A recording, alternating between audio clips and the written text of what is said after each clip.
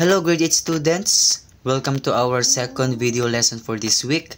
Tapos na tayong i-discuss yung introduction ng linear inequalities in two variables, right? Now, i-discuss naman natin yung graph ng linear inequality in two variables. Don't worry, kasi ito yung uri ng lesson natin na bago pero hindi bago. Kasi kung paano i-graph si linear inequality in two variables, the same lang kung paano natin ginraph dati yung linear equation. Meron lang mga konting karagdagang steps. Okay? So, simulan na natin. Now, here are the steps in order for us to graph the linear inequality in two variables. Step number 1, we have to change the inequality symbol to equal sign. So, punta na agad tayo sa example para habang dinidiscuss natin yung steps, ginagawa na rin natin siya simultaneously sa ating example. Now, in this example, we have to graph the inequality y is greater than or equal to 2x minus 3. So, gawin natin si step 1. Palitan lang daw natin si inequality symbol to equal sign. Ibig sabihin, kung ano man po itong symbol na ito, yung nasa gitna nila, kung ano man ang inequality symbol na yan, palitan lang natin siya ng equal. So, okay, gagawin natin. Step 1, we're going to have y is equal to 2x minus 3. Now, kung napansin nyo, naging na siyang equation. Tama?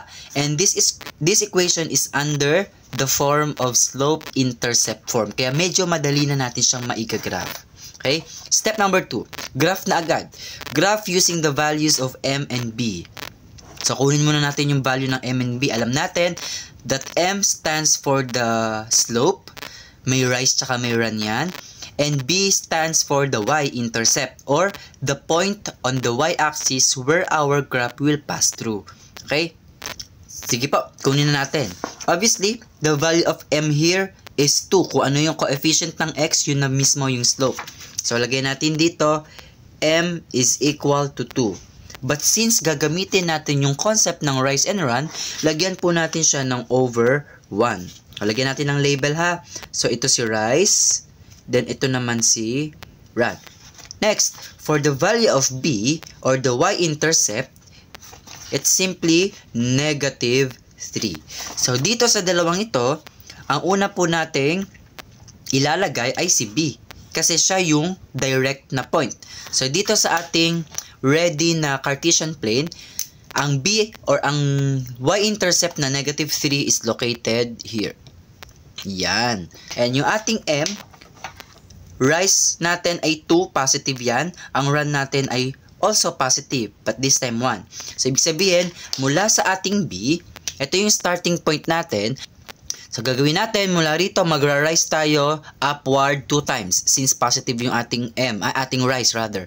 So, we have here 1, 2. And then from here, magra-run tayo ng isa, 1. So, nandito po yung ating second point.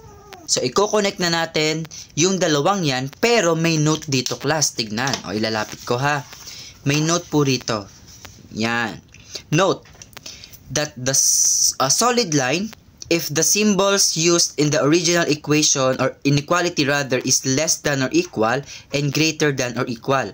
Broken line naman if less than or equal.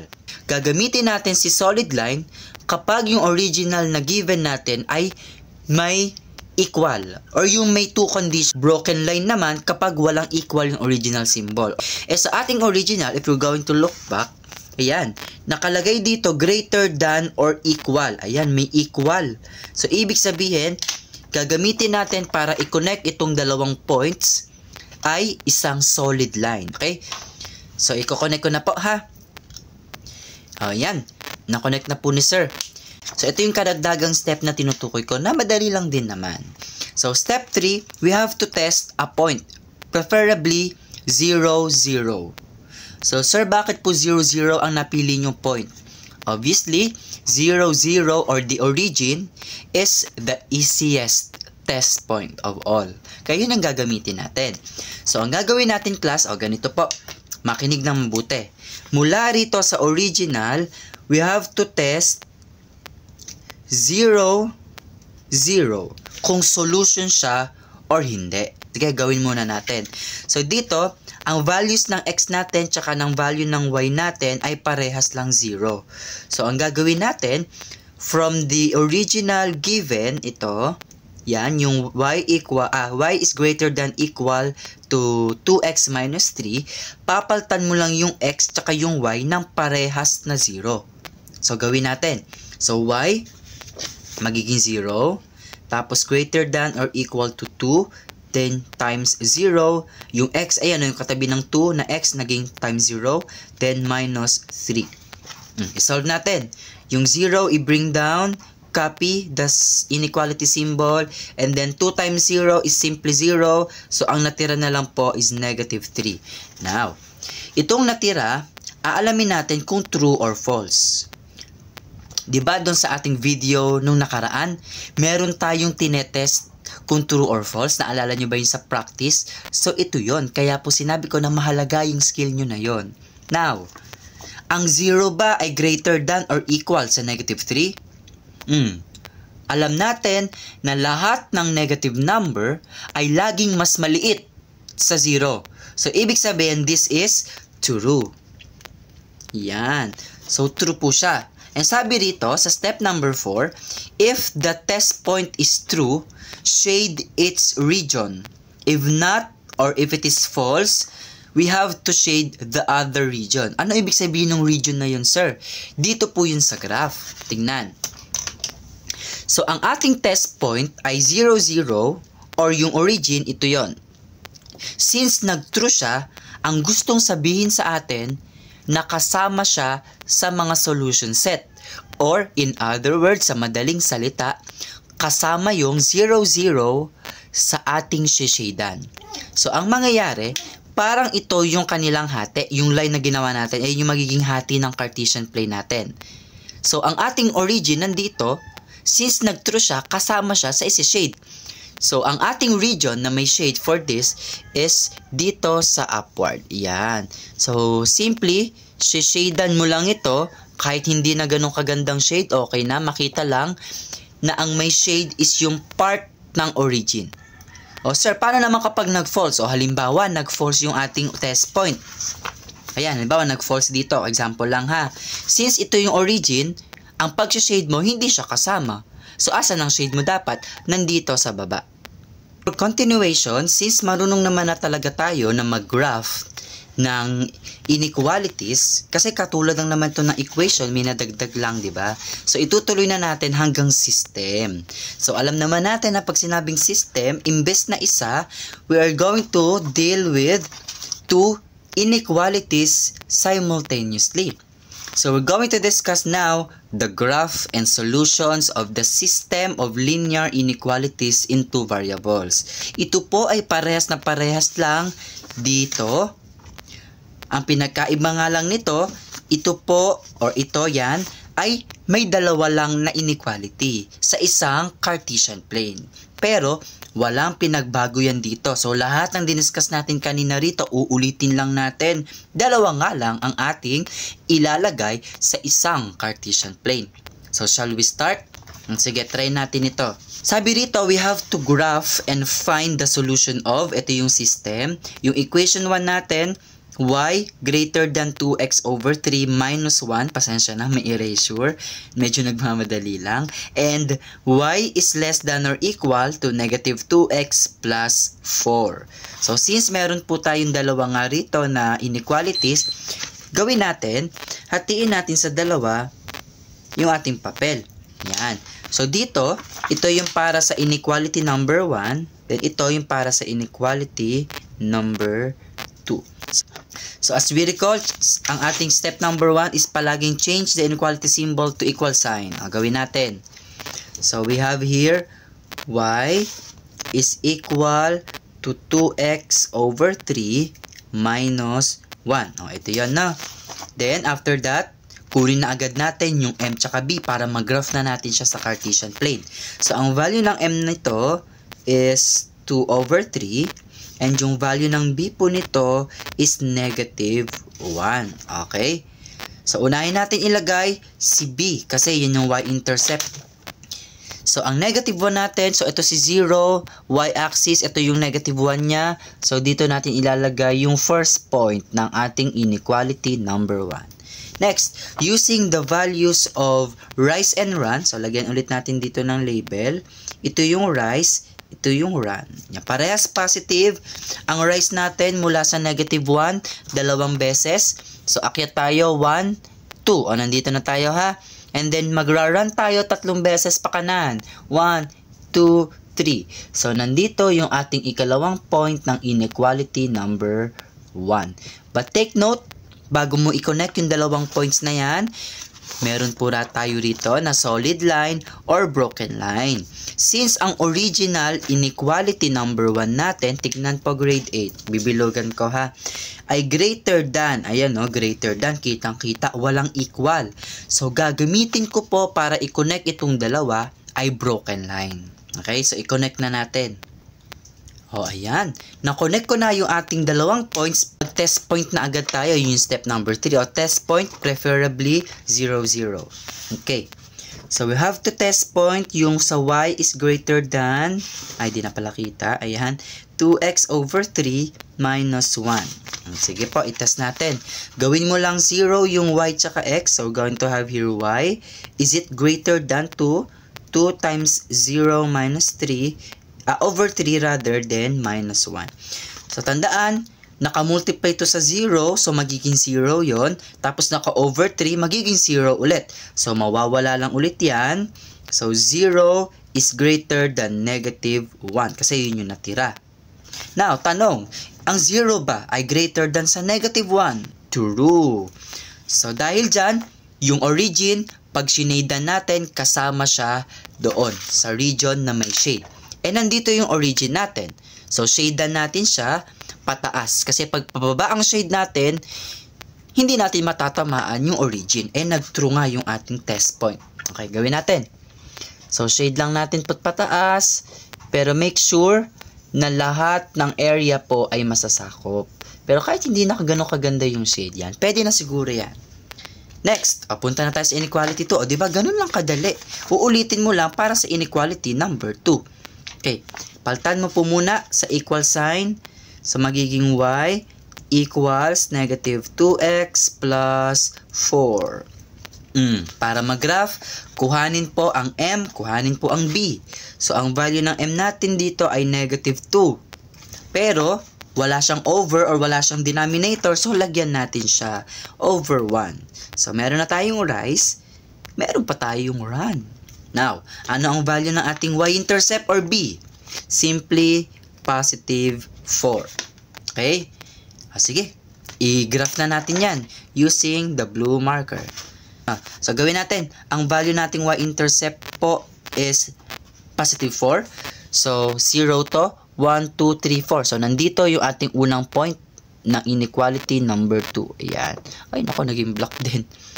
Nahawaan nung, Anyways, para sa pangalawang point, gamitin natin yung rise over run. Mula rito, yan, bababa tayo ng dalawa. Kasi negative 2 ang ating rise. So, mula yan, 1, 2. Then, mula rito, isang beses magra-run. So, nandito po ang ating ikalawang point. Yan. Okay. Ang tanong, ano kayang uri ng line ang gagamitin natin to connect these two? Simply, we're going to use solid line. Yan. Kasi, yung original inequality number 2 ay may equal po. Okay? Sige po, i-connect ko lang. Okay, ayan na. Na-connect ko na po yung dalawang points. Hindi nga lang ganun ka-straight yung line, pero okay na yan. Basta ang mahalaga, using a solid line, na-connect natin yung dalawang points ng inequality number 2. Pero saan kaya ang shade? Sa baba or sa taas ng blue? Alamin natin using the test point 0, 0. So gawin natin mula sa ating original na y is less than or equal to negative 2x plus 4. Itetest natin yung ating point. So yung y magiging 0, yan. Then ganun ulit, paulit-ulit lang tayo, plus 4. Negative 2 times 0, any number multiplied to 0 is always 0. Mawawala. So 0, is it less than or equal to 4? Ang 0 ba mas maliit o equal sa 4? Of course, yes. So the answer here is true. So, meaning, ganun ulit, pag shinadean natin yung kulay blue, ito, dapat matamaan yung origin. So, ito yung ating origin, so ang ating shade ay pababa. No? Kasi pag pataas ang shade mo, hindi mo natamaan yung origin, nag-true siya. Sige po, shade na natin. Okay. Ngayon, ano napansin nyo? Nung shinade natin, yung inequality 1 at yung inequality 2. Meron tayo ritong parang tatlong uri ng regions. Tingnan na mabuti. Itong part na ito, itong nasa kanan, ito yung region na walang shade kahit isa. Tama? Then itong part na taas at itong part ng baba, ito naman yung parts or yung mga regions na may tag-isang shade lang. Itong taas, ang shade niya lang ay black. Itong baba, ang shade niya lang ay blue. Pero tignan nyo itong nasa left side. Ito yung part or ito yung region na may double shade. Okay? May shade na ng black, ayan, yung una nating shinadean. May shade pa ng blue, yung pangalawa nating shinade. Anong ibig sabihin nun? Ang ibig sabihin ng grade 8, ilalagay ko po rito sa papel. Therefore, ayan, ang symbol na yan, yung parang triangle na puro tuldok. Therefore, ang basa dyan na therefore. Tandaan yon. So, therefore, lalagay mo rito, the double shaded region is the solution. Yan. So, ito po yung solution. Ibig sabihin, hindi tulad ni system of linear equations na meron tayong exact na solution, isang exact na solution, pero minsan madami, minsan wala. Pero most of the time, isa, system of linear inequalities, lagi pong ganito yung ating solution. Okay? Kasi nga, inequality siya. 'Di ba? Halimbawa, sinabi mo that the value, dito tayo sa scratch, sinabi mo that the value of x is less than 5. Isa lang ba ang value ng x para rito? Di ba hindi? Pwede ang value ng x ay 4, kasi ang 4 less than 5. Tama? Pwedeng 3, pwedeng 2, pwedeng 1, pwedeng 0, pwedeng negative 1, pwedeng negative 2. So, ibig sabihin nun, kapag ginaraf din natin ang isang system, hindi lang po isang point ang pwede nating makuha.